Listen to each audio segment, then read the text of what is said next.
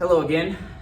Today we're going to be talking about how to write quadratic functions given complex roots. Okay, and that's part of the lesson. And the other part of the lesson, we're going to look at tables of quadratic functions and see if we can't pull out some important information from those tables. And we'll talk about what type of questions could be asked given a table. But to start, we're going to write the quadratic function that has roots of 4i and negative 4i. So those are imaginary roots. Okay, and it passes through the point 3, 7. So I want you to remember that with quadratics, a quadratic function could be written in one of three forms. Okay, the first form, I'm going to put VF for vertex form. That was this form. Okay, vertex form, we had standard form, which was y equals ax squared plus bx plus c, and then we had factored form.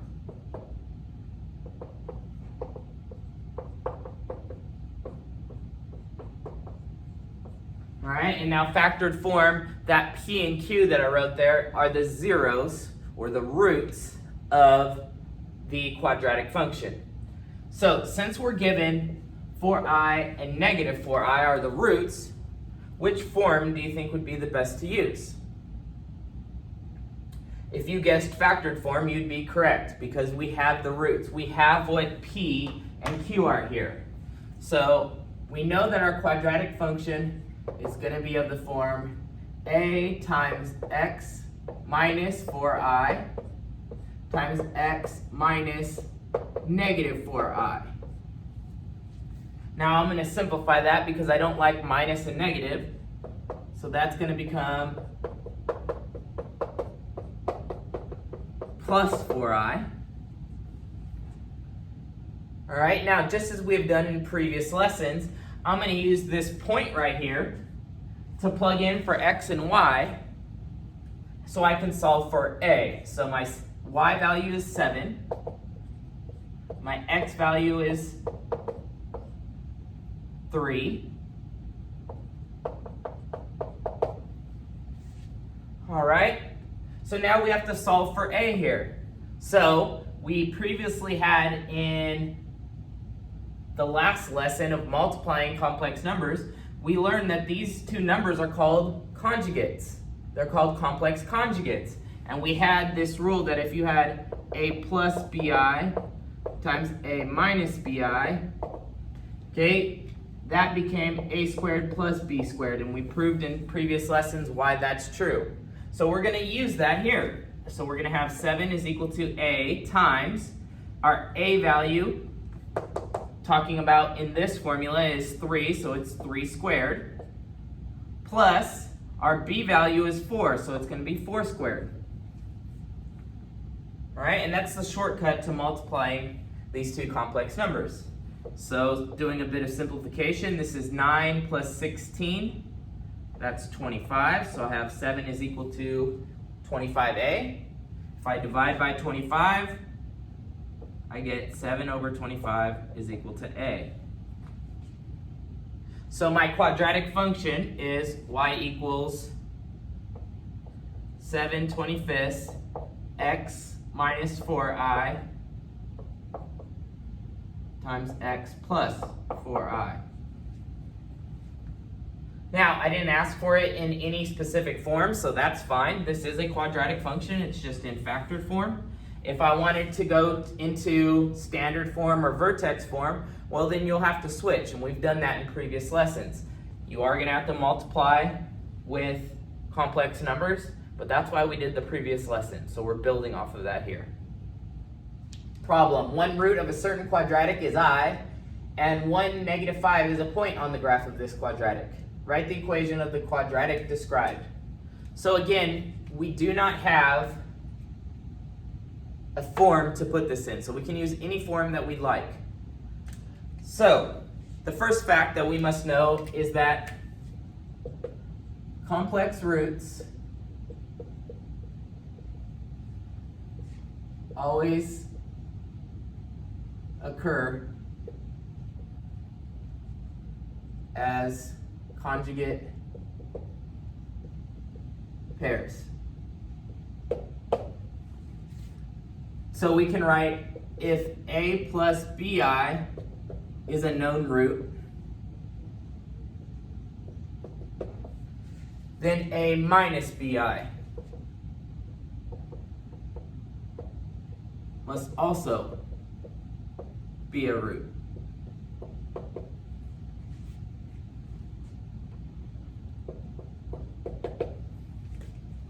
All right, so if I is a root of this quadratic,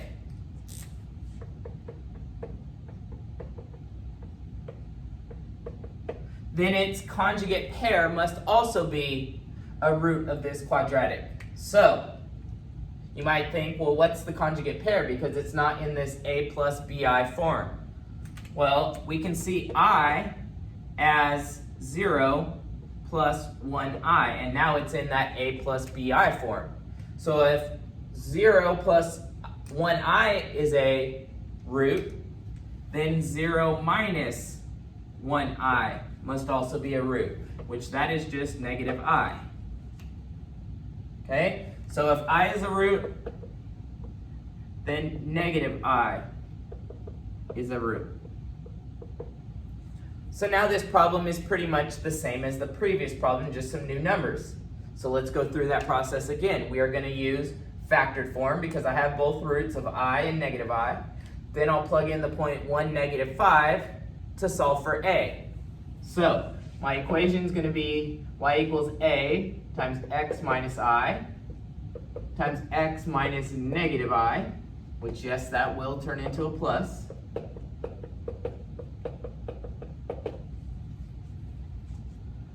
Okay, so we plug in our point of 1, negative 5. So negative 5 is equal to a times 1 minus I times 1 plus I.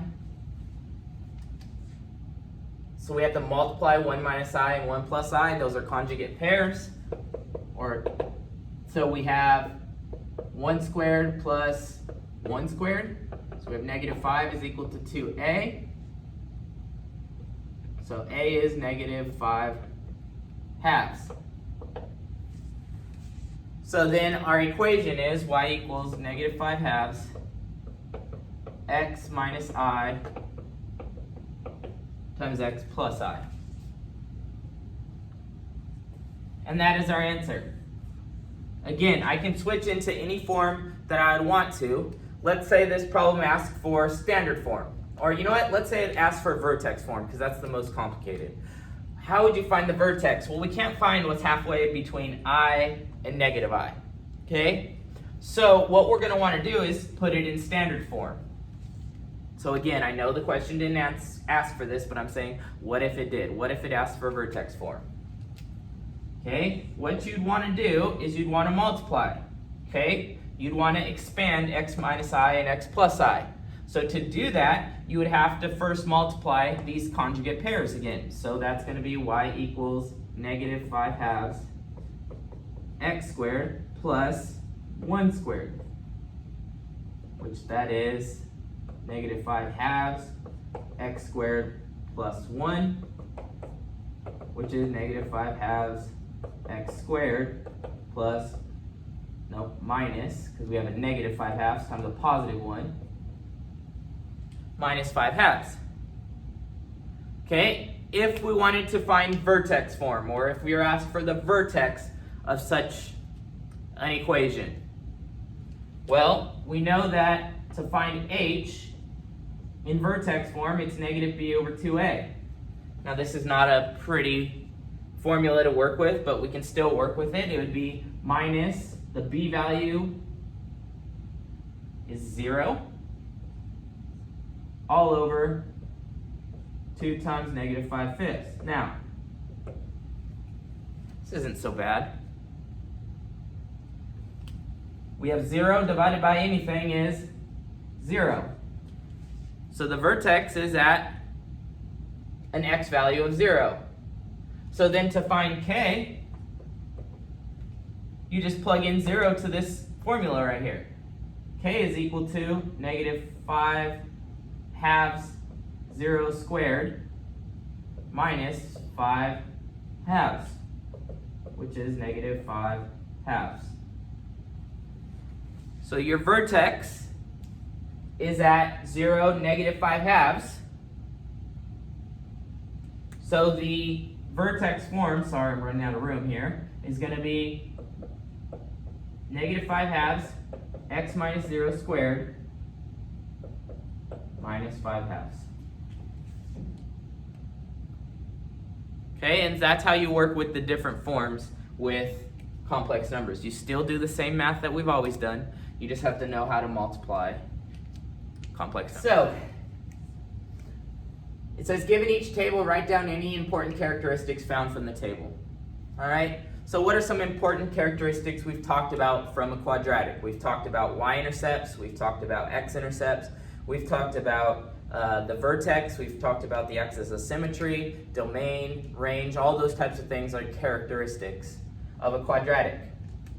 So, in looking at the table without plotting these on a graph, which you could do, by the way, you can always take a table, plot the points, and get a shape of a graph, and then take the characteristics from the graph. But I want to look at it just from the table's perspective. All right? So, one thing that's always easy to find if it's available to you, it's not always going to be given to you, but if it's available to you, is the y-intercept. Okay? The y-intercept occurs when the x value is 0. So, we're looking through my table. There's an x value of 0. There's the y value, so that must mean my y-intercept of this quadratic is 0, 3. Okay? The next thing we like to look for are x-intercepts. Now, x-intercepts occur when the y value is 0. So we look through the table. That's not seen from this table. Does it mean that there are no x-intercepts? No, it just means that those values aren't on the table. Okay? So I'm going to put not available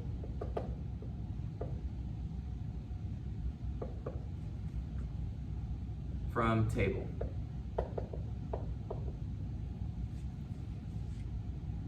Okay, let's now look at the vertex. So, to find the vertex, you have to use symmetry, and you have to see symmetry in the pattern from the y values. Okay?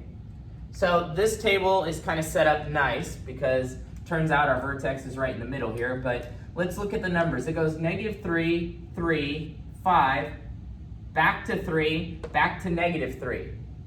Now, look at your x values. Are they all evenly spaced?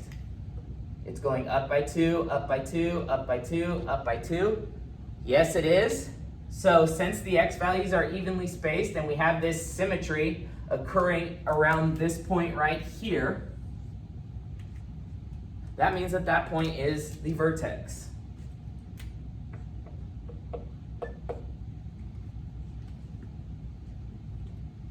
All right, so can we get the domain? Okay, well, just from the table, if we know that this is a quadratic function, all quadratics have a domain of all real numbers. Now, what about the range? Well, if you've noticed the pattern in past lessons, okay, the y value of the vertex is either the lowest y value or the highest y value. So you first need to identify if it's a max or a min. So we go from negative 3 up to 3, up to 5, down to 3, and down to negative 3. So it appears that 5 is the maximum value. So this graph, without drawing all the points, okay, is going to look something like this. Because here's your vertex at 2, 5. Now, I know it's not to scale perfectly because it doesn't match this, but I'm just giving you a general picture of what this might look like, the shape. It opens down. So that means that our range must be all y values such that y has to be less than or equal to 5. Okay, which tells you that there's a max of 5. So that's something else we can get from that table. All right, what about the next table? Moving on. Well, using the same type of thing, we have 0, 25, that's our y-intercept.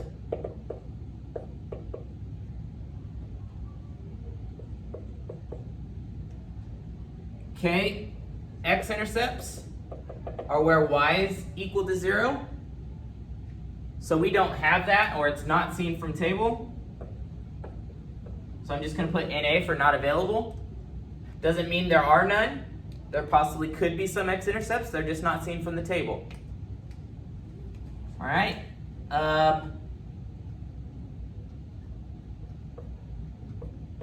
The vertex. Can we find the vertex from the table? Well, again, we have 1, -2, 1, 25, 106. These repeating ones telling me that I'm around the vertex at this point. So -3, -2 must be the vertex.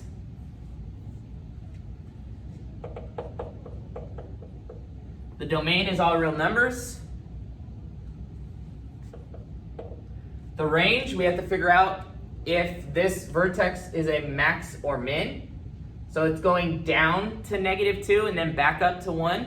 So that means the graph must look like this. It must open up, so it's a minimum value. So that must mean that y has to be greater than or equal to -2. And because of that, I know there's a min of -2. All right, so pause your video and see if you can't figure out the last table. So there's the values you should have got. Now this one is interesting because you cannot find the vertex. So you might think, well, there's a repeated zeros here, so that must mean that this middle number is our vertex. However, if you look at the x's, they do not go up by the same amount. From 2 to 3, that's only 1 unit. From 3 to 6, that isn't the same value, so this must not be the vertex. So does that mean that the quadratic doesn't have a vertex? No, all quadratics have a vertex. It means it's just not seen from the table. So our range, we cannot find. Our min-max, we cannot find. So that's all the information that we could get from the table. Now, what type of questions could I ask? Well, I could ask, say from these two tables, I could say find the x-intercepts, given this information. So it's not on the table. That doesn't mean they don't exist. That doesn't mean that we can't solve for them. All it means is we're going to have to write an equation given the vertex and another point, and then take that equation, set it equal to 0, and find your x-intercepts. All right? Now, what about this right here? Can I find the vertex given this information? Well, yes, I could. I have the x-intercept, so I can write an equation in factored form using another point, really any point on the table, but I have the y-intercept right there. And then take that equation, put it into standard form, and use minus b over 2a to find the vertex. So tomorrow's assignment is going to be a mix of all those things where maybe the answer is not right in front of you. You're going to have to do some digging to figure out some answers. It's not just going to be a one-step, here's the answer by looking at the table. All right, so good luck and let me know if you have questions. Have a good day.